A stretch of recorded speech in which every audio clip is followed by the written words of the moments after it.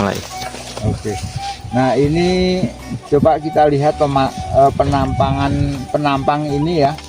Ini penampang ini kita lihat bahwa yang pertama itu humus yang ada di sini itu sangat sangat tipis ini humusnya yang ada di sini nih.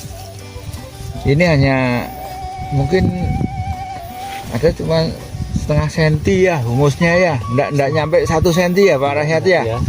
Ini hanya tipis sekali ini humusnya yang ada di sini. Kalau kita lihat juga yang ada di sini, ini kita untuk menganalisa ya seberapa banyak humus yang ada di sini. Nah ternyata humusnya itu sangat tipis, sangat tipis. Nah coba di zoom, ini akar serabut ini mestinya akar ini turun ke bawah, tapi kenapa akar ini malah muncul ke atas seperti ini? Ini muncul ke atas, artinya bahwa kalau akar itu tidak ke bawah malah tumbuhnya ke atas, berarti tanah yang ada di dalam sini itu keras. Karena keras, akar tidak mau tembus ke bawah. Ya, dia mencari mencari yang mudah ditembus. Nah termasuk ini ya, ini akar-akar ini selalu muncul ke atas. Akar serabut teh itu ya? Iya toh, ini akar-akar serabut ini ke atas semua. Nah sementara humus juga di sini tipis ya kondisinya ya. Mungkin akar itu karena tanah di bawah keras, dia naik ke atas, kemudian mencari makanan yang di atas, yang di sini. Nah sementara tadi kelihatan sekali ini jamur fusariumnya banyak, kemudian akar itu juga terkena juga jamur fusarium yang ada di sini. Akhirnya jamur fusarium itu masuk ke jaringan pohon. Nah ini juga rumput-rumput seperti ini banyak sekali. Ini kelihatan tanaman sangat tidak sehat ini. Kelihatan sekali tanaman juga tidak sehat sama sekali. Kelihatan sekali seperti ini. Nah kita akan bongkar tanah yang ada di sini seperti apa kondisinya. Terima kasih. Yuk. Oke, ini saya sudah melakukan penggalian dengan Pak Rahmat dan Mas Akmal ya. Ini di kedalaman 40 cm, 40 berapa ini? 46 cm ya.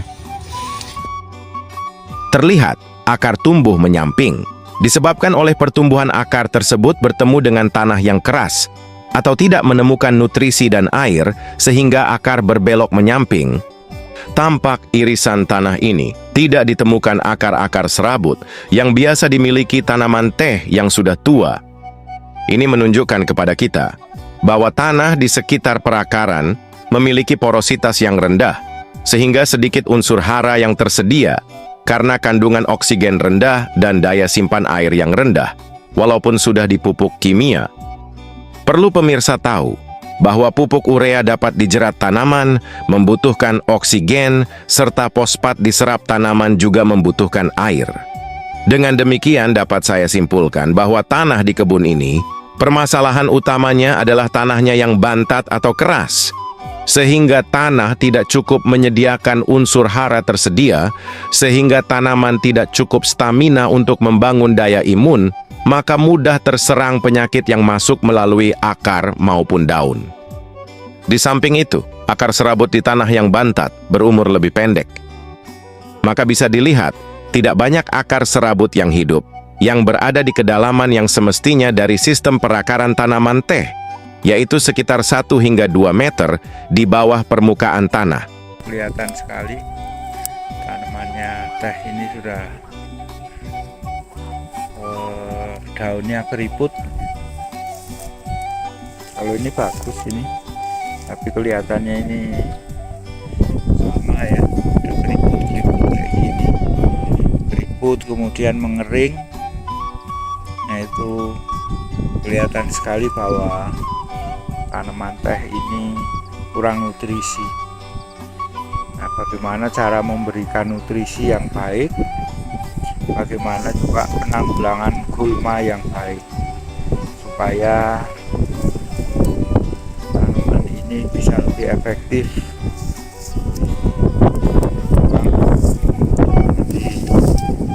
Dari video-video ini akan kita sampaikan ke manajemen, kemudian tentunya kita tidak mencari kekurangan, kita tidak mencari kesalahan, tapi di sini semata-mata kita mencari solusi supaya perkebunan ini, bisnis ini bisa berkembang dengan baik, dengan menguntungkan yang lebih maksimal lagi. Sekali lagi review kegiatan saya ini, mohon maaf, saya tidak mencari kesalahan, tidak mencari kelemahan, tapi saya memperlihatkan kondisi yang sebenarnya. Kalau ada kekurangan, kalau ada sesuatu yang harus kita perbaiki, itu bagaimana kita mencari solusi yang terbaik. Terima kasih. Assalamualaikum warahmatullahi wabarakatuh.